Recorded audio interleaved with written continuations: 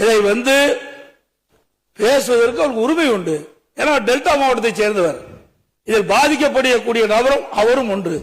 ஆகவேதான் உணர்வுபூர்வமான பிரச்சனையை அவையுடைய கவனத்துக்கு கொண்டு வராங்க. ஏற்கனவே மாண்புமிகு முதலமைச்சர் அவர்கள் அரசின் தனி தீர்மானம் கொண்டு வந்தாங்க. அதை இங்கே முன்மொழியப்பட்டு வழிமொழியப்பட்டு வாத்துக்கு எடுத்துக் கொள்ளப்பட்டது. அப்பொழுது திருத்திய அந்த வாசகத்தை சேர்க்கப்படவில்லை.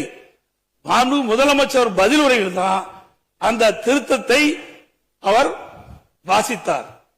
அதைத்தான் திருத்தப்பட்டதைத்தான் நாங்கள் எதிர்க்கிறோம், வேற ஒன்றும் அல்ல. இதெல்லாம் தங்களுடைய கருத்துக்களை சொல்லலாம். ஆனா பதில் உரையில் மாண்புமிகு முதலமைச்சர் குறிப்பிடுகின்ற பொழுது ஏற்கனவே 18/6/2026 அன்று மாண்புமிகு உறுப்பினர் அவர்களுக்கு அரசின் தனி தீர்மானம் அனுப்பி வைக்கப்பட்டது. அதைத்தான் நாங்கள் வரவேற்றோம். அதுதான் எங்க கை கிடைச்சது.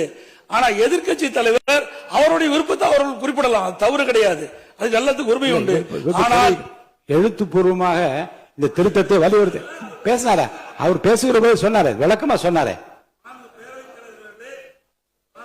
தலைவர்கள் அப்படி எழுத்துப்பூர்வமாக தெரிவிக்கப்பட்டிருந்தாலும் அந்த அரசின் தீர்மானத்தில் இடம்பெற்றிருக்க வேண்டும், இடம்பெறவில்லை. அவை திருத்தம் கொண்டு வருகின்ற பொழுது அதை தங்களுடைய அனுமதி பெற்று முதலமைச்சர்கள் முன்மொழிந்து வழிமொழியப்பட்டு வாதிக்கப்பட்டு ஓட்டெடுப்பு விடப்பட்டு பிறகுதான் அந்த திருத்தத்தை இடம்பெற செய்ய வேண்டும். அதுதான் விதி 104 சொல்லுது. அதைத்தான் நான் குறிப்பிடுறேன், வேற ஒன்றும் கிடையாது. ஆக நீங்கள் விதிகள் படி அதை முறையாக அந்த திருத்தத்தை மேற்கொண்டு முதலமைச்சர்கள் அறிவிக்கப்பட்டிருந்தா எந்த விவரமும் வராது. அது மட்டுமல்ல, நீங்கள் ஏற்கனவே 18/6/2022 அன்று மாண்பு உறுப்பினர் அவர்களுக்கு அளிக்கப்பட்ட அரசின் தீர்மானத்தின் அடிப்படையில் தான் எங்களுடைய கருத்துக்கள்லாம் நாங்கள் சொல்லிட்டு வந்தோம். எல்லாம் இங்க இருக்கிற இங்க இருக்கின்ற அனைத்து எதிர்கட்சி உறுப்பினர்களும் அதான் தெரிவிச்சாங்க.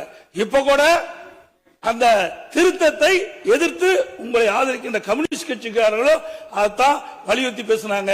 பாட்டாளி மக்கள் கட்சியை சேர்ந்தவர்கள் தான் அந்த நடுவர் மன்றம் அமைக்க கூடாது என்ற எதிர்ப்பையும் தெளிவுபடுத்த என்பதை தங்களுடைய கவனத்துக்கு கொண்டு வர.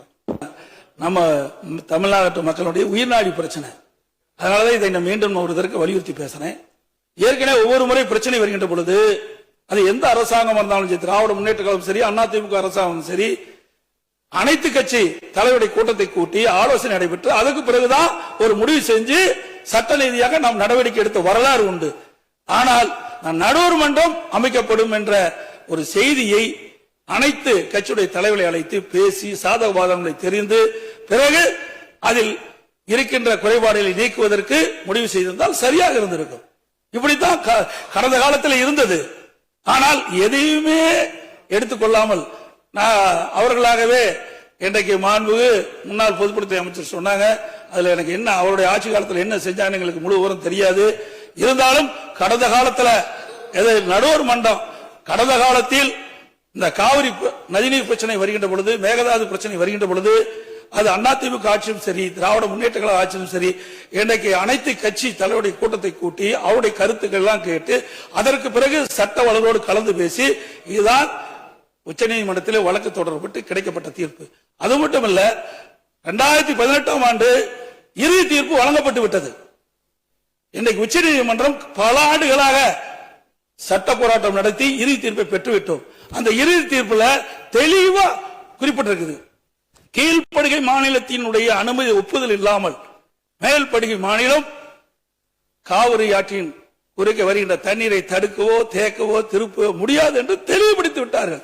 மீண்டும் நடுவர் மன்றம் ஒன்று அமைக்கின்ற பொழுது சட்ட சிக்கல் ஏற்படும் என்பதை சுட்டிக்காட்ட விரும்புகின்றேன். இது உணர்வுபூர்வமான பிரச்சனை. 20 மாவட்ட மக்களுக்கு தண்ணீர் வழங்கக்கூடிய நீர் காவிரி நீர், அது மட்டும் டெல்டா மாவட்டம் பாதுகாக்கப்பட வேண்டிய ஒரு சூழ்நிலை இருந்து கொண்டிருக்கின்ற காரணத்தினாலே இதை உணர்வுபூர்வமாக சிந்தித்து செயல்பட வேண்டும் என்று அவருடைய கவனத்திற்கு கொண்டு வருகிறார்.